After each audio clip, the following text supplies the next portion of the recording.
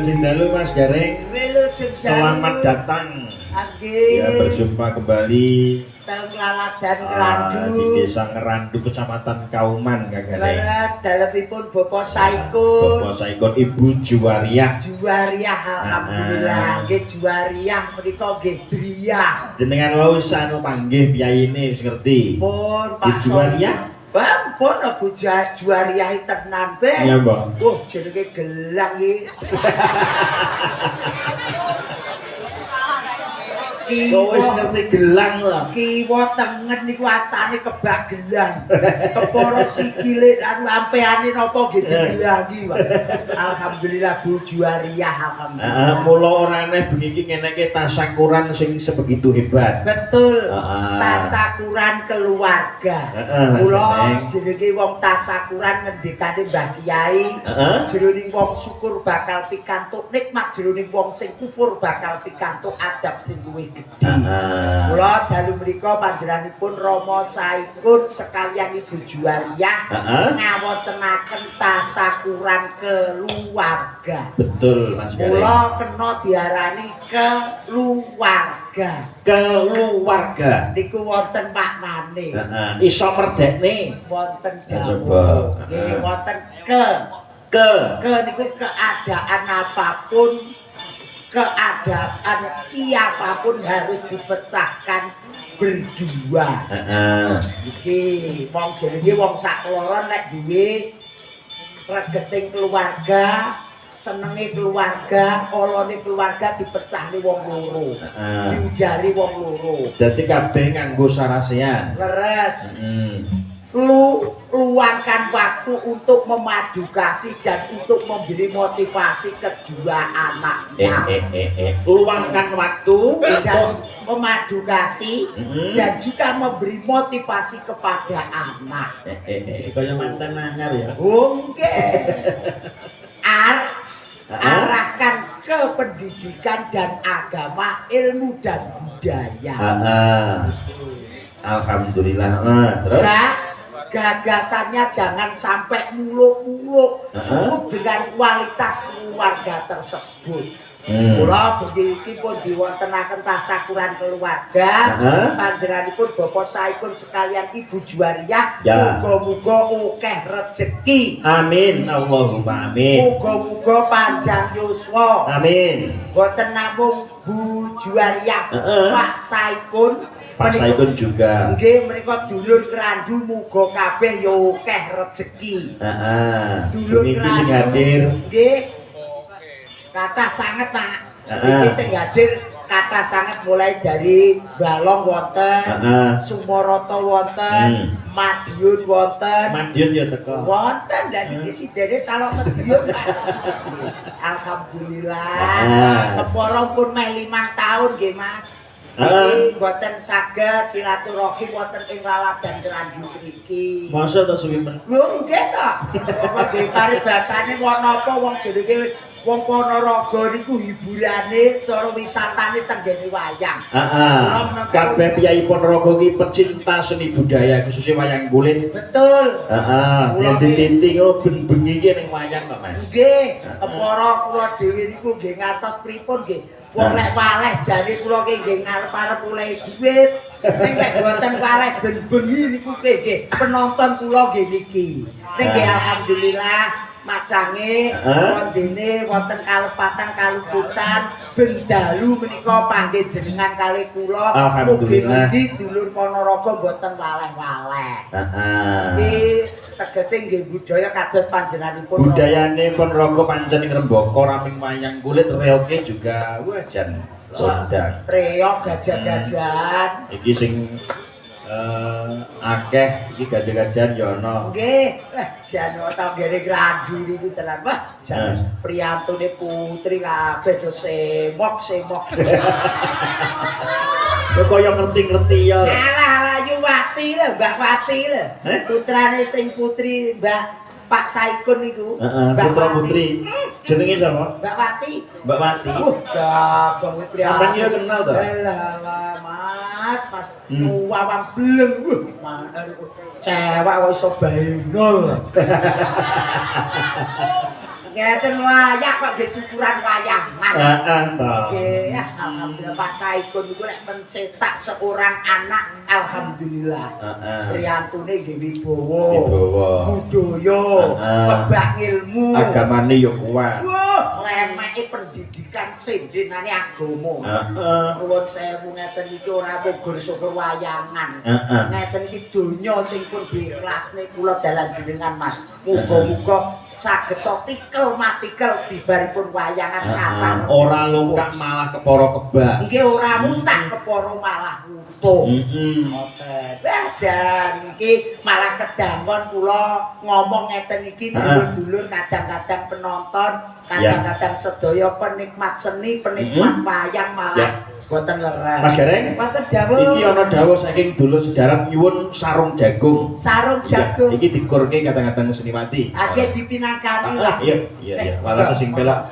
Ya, ditanjake dhisik. Monggo dipinangkani. Katur Bapak Soikun sekalian Ibu, niki saking dulur sedarat. Leres. Moro coba. Ditanjake, Mas. Ya.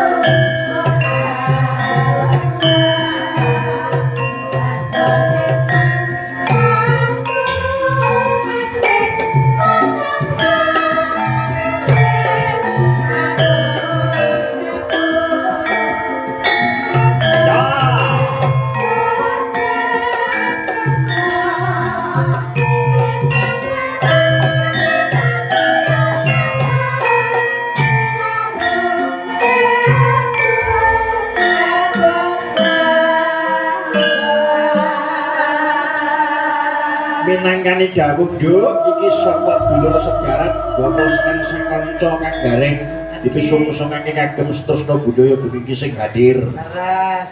Sarung jagung Sarung jagung nyamplung nggih. Nggih. Kula abot-abote wong urip teng alam dunya nomor 1 sabar karo tawakal. Iri dengki kudu disisihke, ngomong sing ngolo karo tangga teparu kudu diwiri. Sapa sing sabar dadi kasihe Gusti Allah.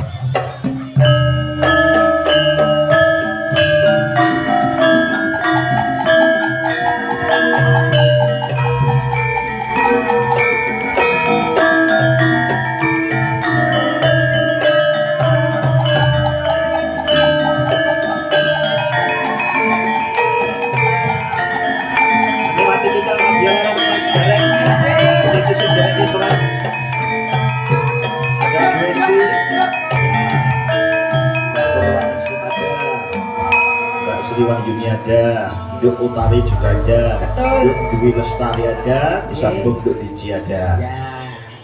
Tak baleni neh. Sapa? Iki Mbak Gije. Iki Dwi Lestari. Alias Gembrot. Ya Allah, iki ora gembrot. Kulkas 2 pintu. Niki Mbak Utari Gondo Pairan. Mbak Sri Wahyuni. Mbak Purwaningsih. Pacarku Kayuk.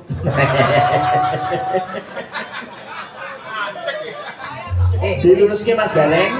Barisane diluruske coba.